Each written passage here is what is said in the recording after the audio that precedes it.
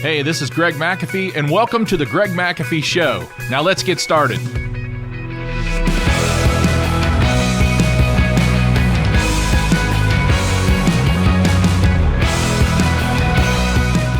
welcome back to the Greg McAfee Show, where we discuss steps to successful entrepreneurship, how to take your business to new heights, and ultimately follow your dreams. Today we're going to be discussing the 7 big mistakes companies make and how to avoid them. How do I know these? Because I made a few, that's for sure. If you've listened to me long enough or watched me long enough, you know. I admit my mistakes, I share them with you. If it helps you, great. It'll save you some heartache, some pain, and definitely some cash. Okay? So the first one I came up with was... What are 7 big mistakes companies make? Number 1 is they chase the wrong things. Sometimes they can chase money, they can chase fame. In other words, somebody opens up a business and they just think, boy, if I can get this business going, I'm going to be so wealthy, I'm going to have fame, I'm going to have fortune, I'm going to have success, whatever that is. Personally, I'm a 32-year overnight success, okay?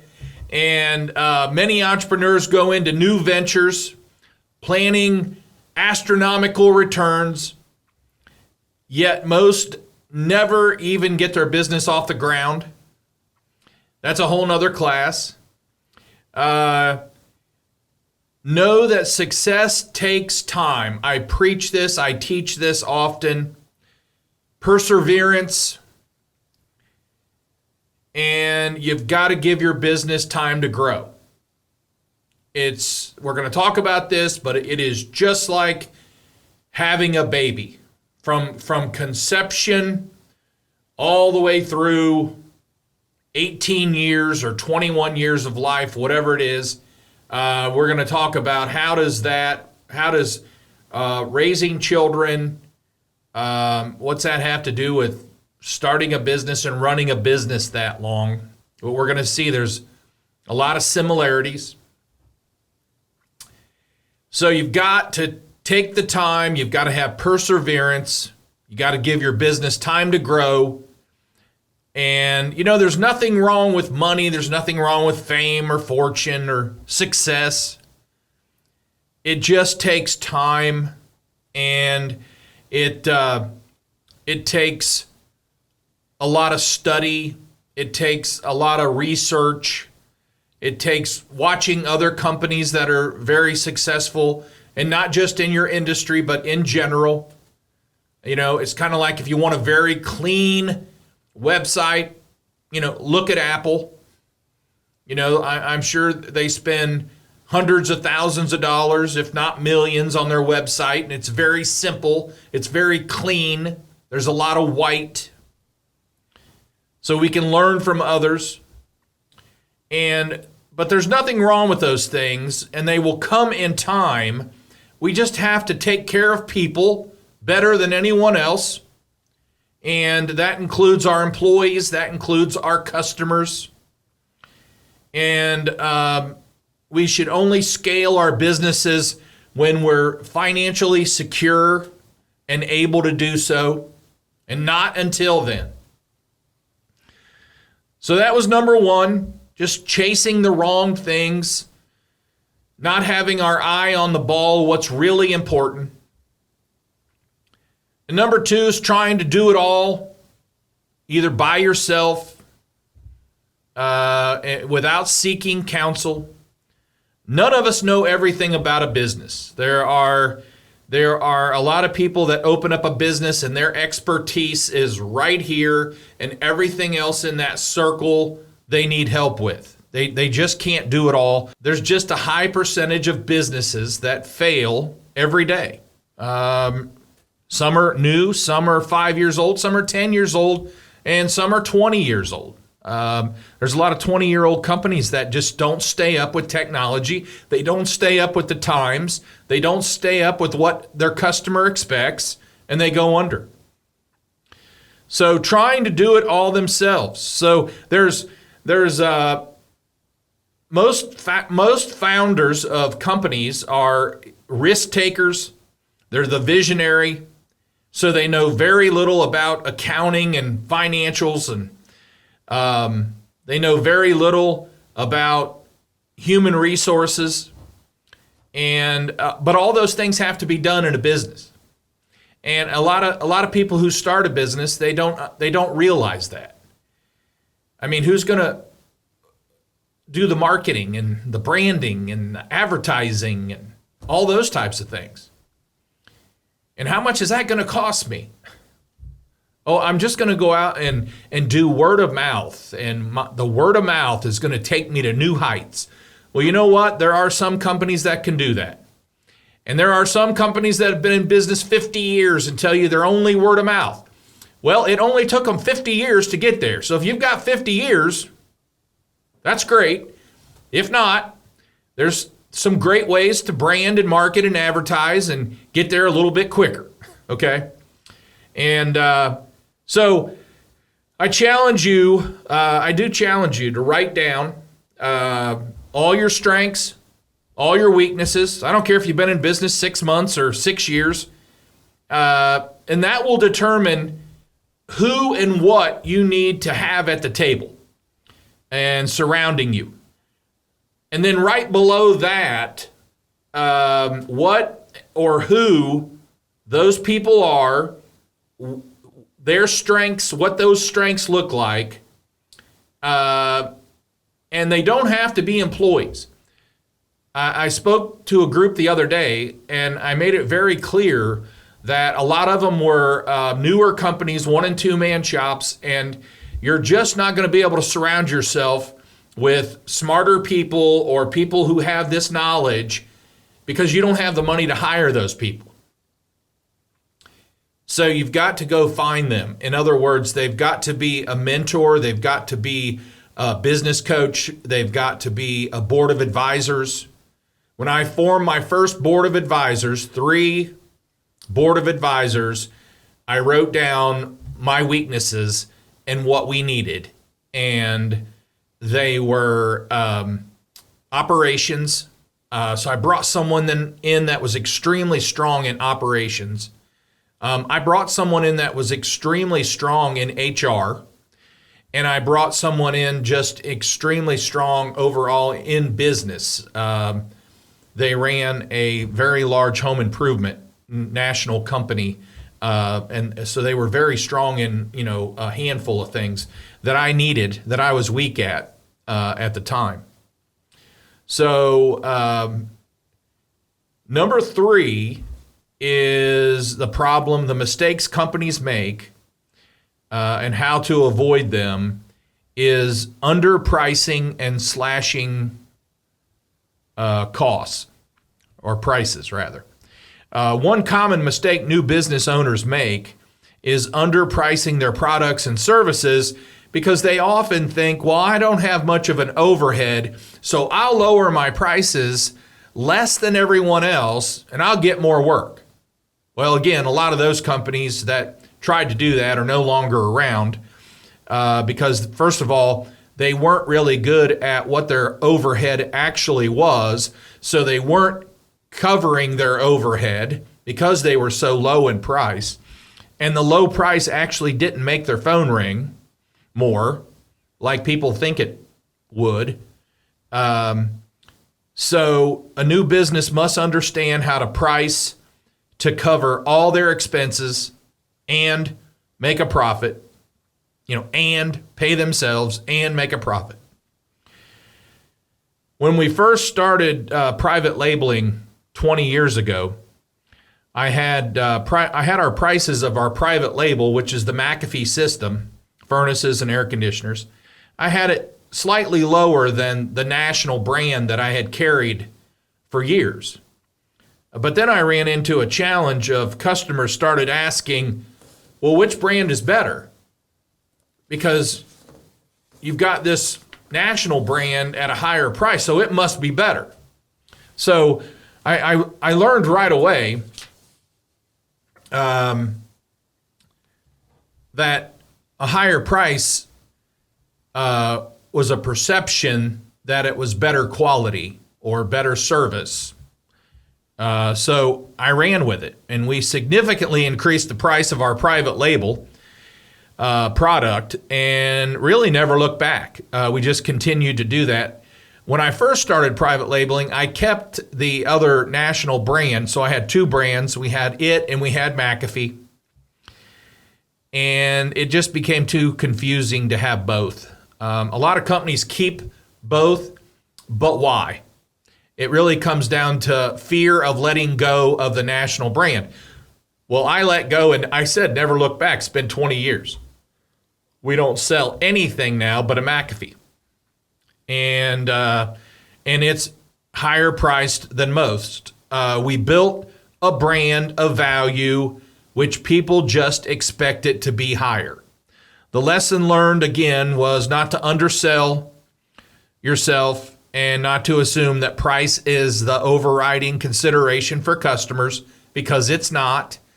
Price is important, of course, but there's other things that you can offer that customers look at the price and see value and not just a number.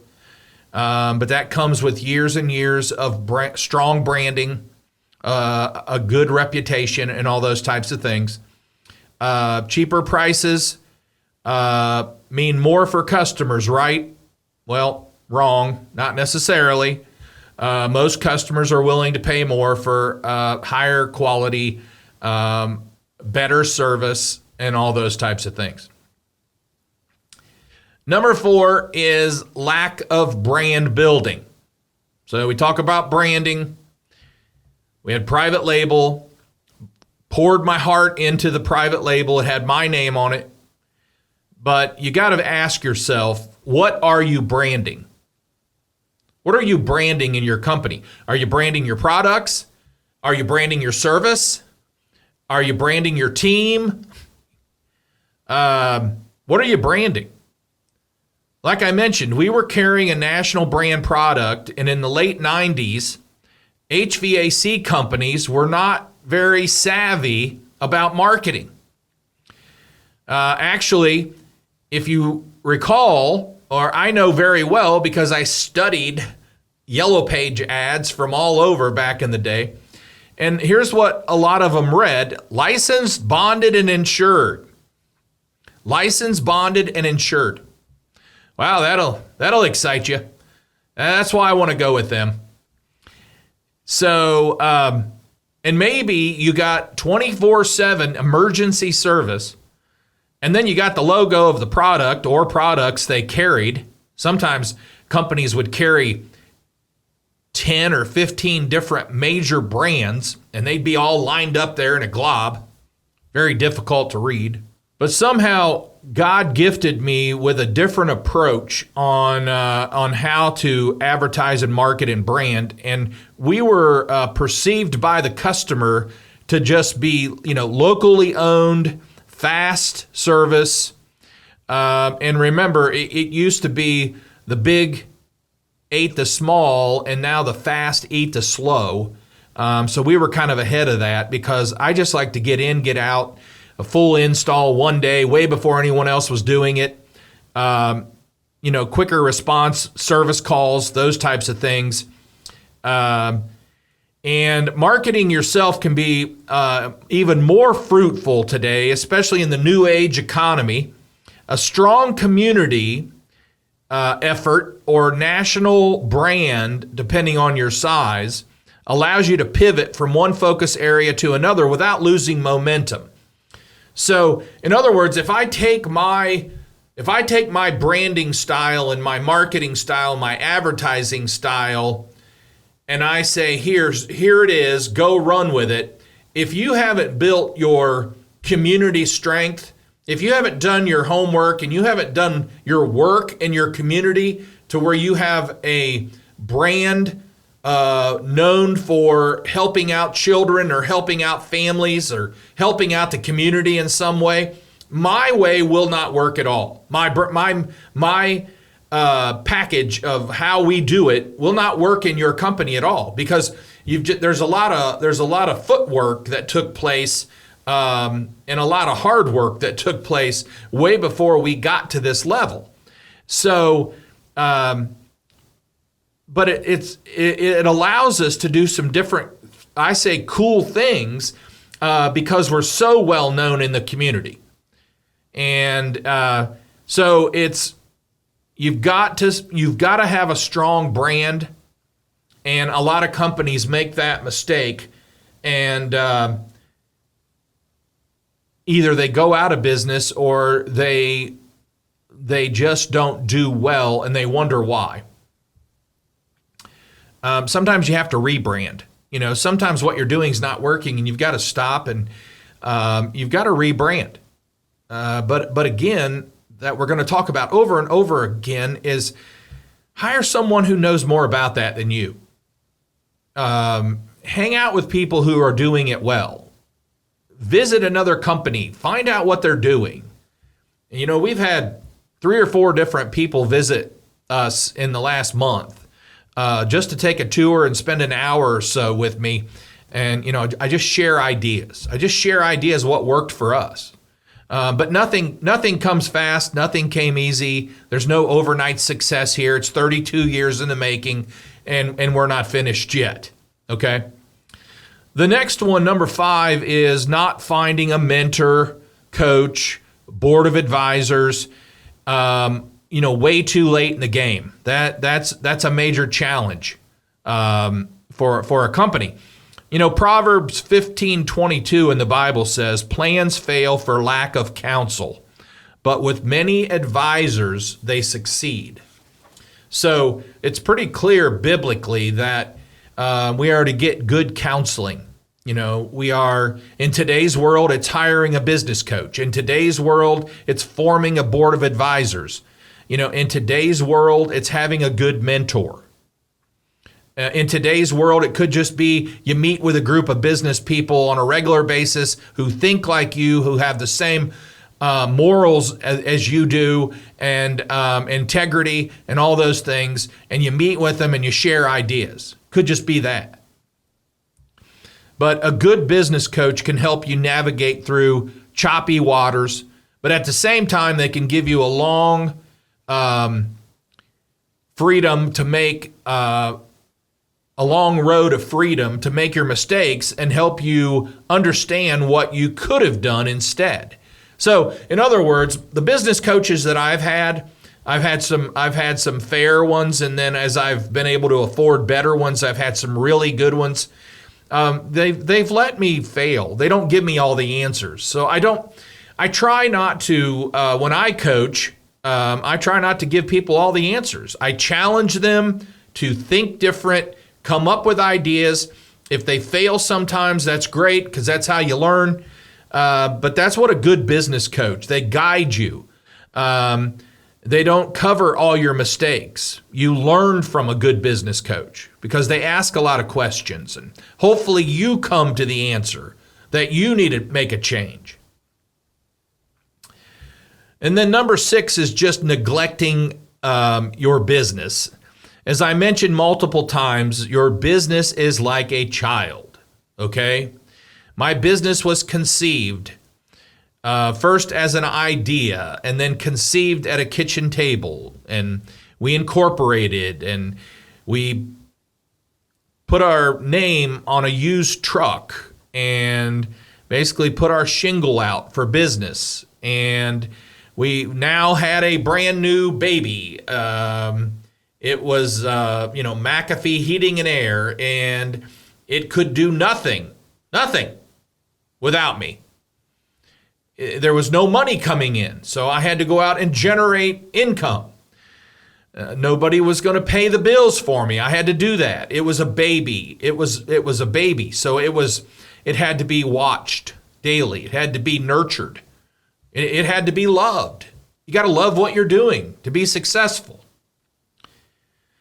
And a business takes planning and structure. Until there's a very strong team in place and systems in place, a business cannot run itself. So you can't leave it alone for a week on vacation. You can't leave it alone for too long of a period. And you say, Greg, I started this business and my family needs to go on vacation. Take a 3-day vacation. Take a 3-day long weekend. It doesn't require too much time away because you can't. You can't leave that baby home alone. As an infant, a small child, and a youth, it requires parenting. And as a infant business, it takes leadership and management to keep it going and growing. In business, it takes payroll and paying bills and insurance and equipment. And in most cases, it takes many years until a business is ready for the owner to leave it for a while. I mean, personally, and nobody has to do what Greg does, but personally, I didn't leave my business for several years until I got good counsel on taking 3- and 4-day weekends at a time. And when I got that, we latched onto it, and that's what we did. Every 2 to 3 months, we would plan a 3 to 4 day weekend and get away. And that worked very well, especially during the slower times, seasonal slow times in my business. So it takes time. It is companies neglect, owners neglect their businesses. And it's just a good way to go under fast. And I can sit here and tell you about several that have done that. I can sit here and tell you that one was a heating and air conditioning company, started about the same time I did, came to me and said, hey, can you cover my calls for a week? I'm going out of town. And I did. I don't know how many customers I got because of that, but I covered their calls. They're no longer around today, and they never really grew. They stayed about the same size for 10 or 15 years. So don't neglect your business. If you're going to start a business, nurture it. If you want to take long vacations and you want to do things that others say they do, then don't start a business. Go work for someone, negotiate a 4 to 6 week vacation period, and go on vacation all you want. But you can't do it if you're running a business, and you can't do it if you want a successful business. All right. Lastly, number 7, I spent a little bit more time on this because it's very interesting. It's called decision paralysis. Decision paralysis occurs when a decision maker overthinks or overanalyzes a situation, halting the ability to move forward with action. Now, psychologist Barry Schwartz coined the phrase paradox of choice to describe his consistent findings that while increased choice allows us to achieve objectively better results, it also leads to greater anxiety, indecision, paralysis, and dissatisfaction. So all these choices we have today haven't necessarily helped us make choices better or faster. Let me explain. Rather than empowering us to make better choices, our virtually unlimited access to information, phone, access anytime this is my little computer, I've got it with me, I'm sure you got yours. You don't leave home without it. Most people can't even go to the bathroom without it. It's glued to our hip. And it basically is, we have information at our fingertips at any time. However, it turns, we sit around and spin our wheels on making decisions because of so many choices. Freedom of choice, good or bad? Both. Good and bad. Freedom of choice, good and bad. Listen to this. There's 285 varieties of cookies today. There's 75 varieties of iced tea. There's 230 soups. There's 230 soups in a can. Flavors to choose from, or brands.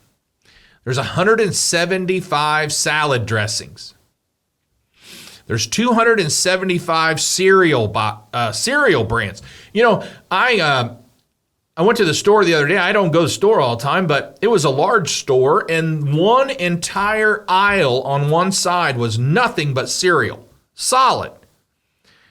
And I just remember, I guess, growing up, just a little portion. You didn't have that many choices. You know what I mean? You had Corn Flakes, you had Wheaties, right? Rice Krispies, and a couple more. And then they came out with, chocolate cereals and strawberry cereals and stuff like that. But you just didn't have a lot of choices like you do today. Now it's unreal. And I love cereal.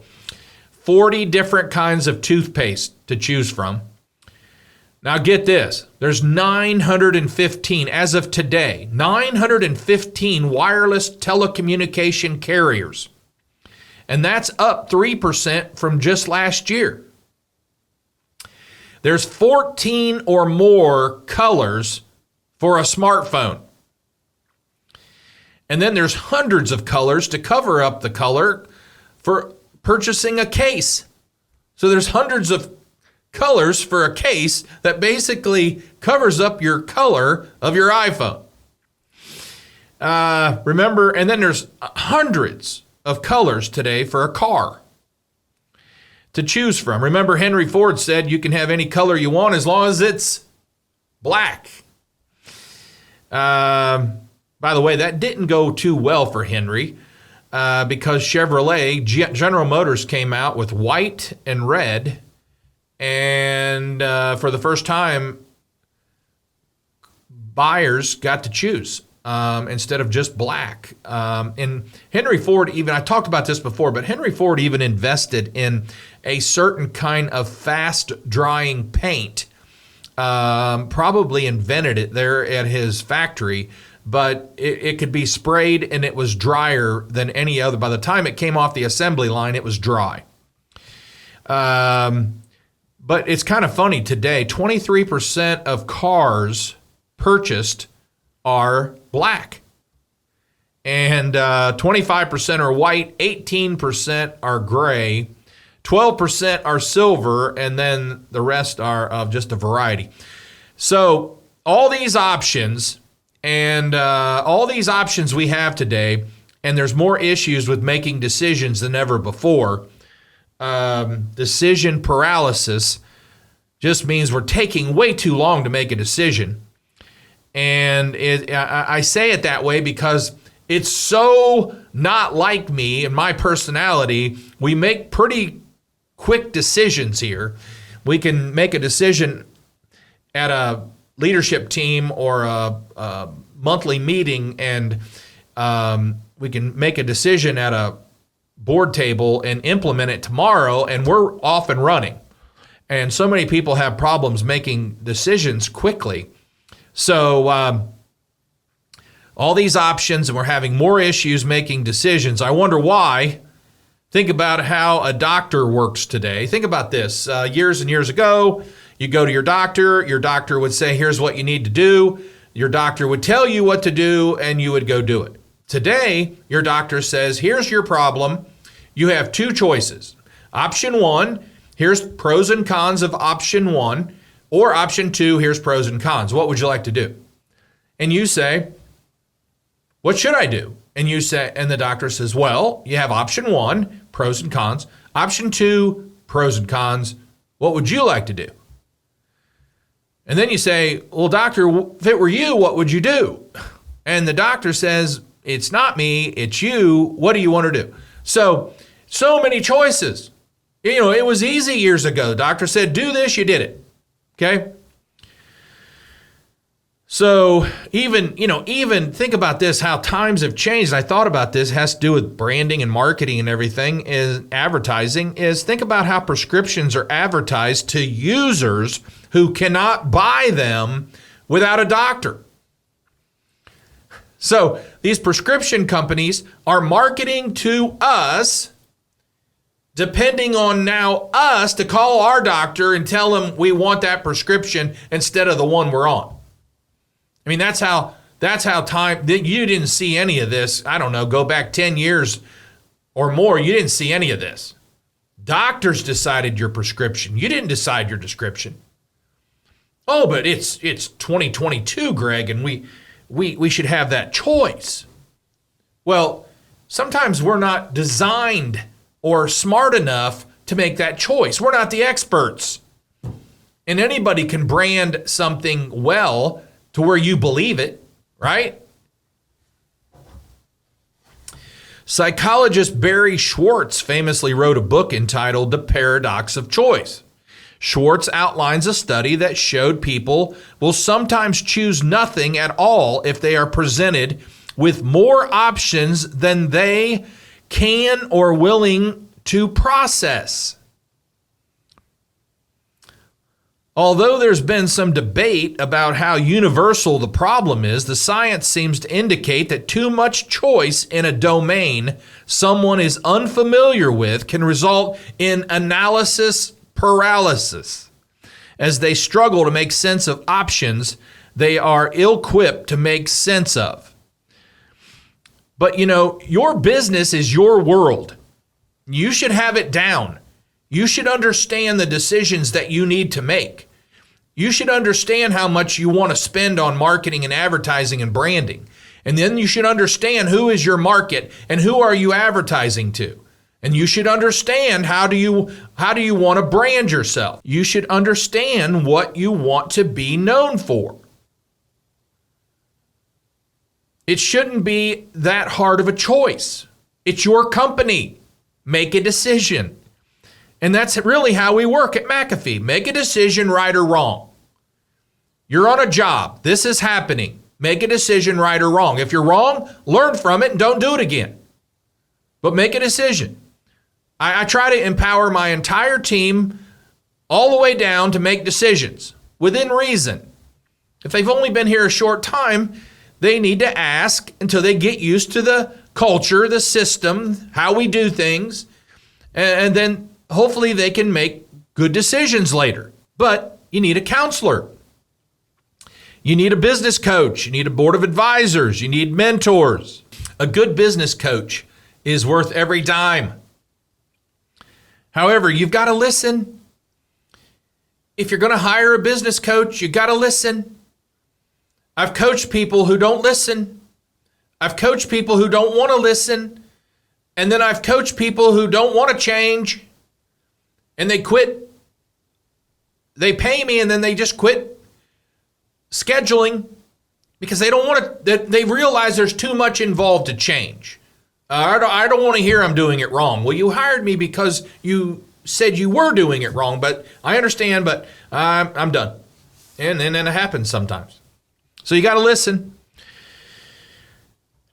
Don't be afraid, wrapping it up here, don't be afraid to fail. Like I said, make a decision, right or wrong. Instead, learn from your mistakes and make necessary changes to your way of thinking. Okay? It's your business. Test new ideas and get feedback to improve your offering and better meet your customers' needs. And I've mentioned several times, get help. Nobody has all the answers. Some of the most successful business people I know of, they don't have all the answers. And you know what? They tell you, I don't have all the answers. I surround myself with people who do. Henry Ford, they took him to trial, for goodness sake. He was in court. They took him to trial for not being smart enough to run a business. And he won. And one of the famous lines of the trial was, if at any time I need an answer to something I don't know, I push a button and someone comes in my office and gives me the answer. Okay? So surround yourself with people, however you do it. Surround yourself with people that are smarter than you, that have more experience than you, that are successful at something that you want to be successful at. And that's kind of how it works, folks. So these 7 things that cause companies to fail, I hope some of these, if you're struggling with any of these, that it helped you not make the same mistakes and to definitely avoid them, okay? All right, so before we wrap up, if you're watching on YouTube, don't forget to like and subscribe below. You can also support this podcast by rating and reviewing. And folks, please let me know how I'm doing. Give me some feedback, please, good or bad. I want to know. You can review on iTunes or your preferred listening platform. Keep listening because, as always, we talk about issues that people deal with in business that we can help you save time, save money, maybe even tears, heartache, whatever it is. Don't forget to follow us on Instagram and Facebook at The Greg McAfee Show. No spaces, no underscores. Be sure to tune in next week as we discuss more business topics. Thanks for listening. And as always, carry on and have a great day.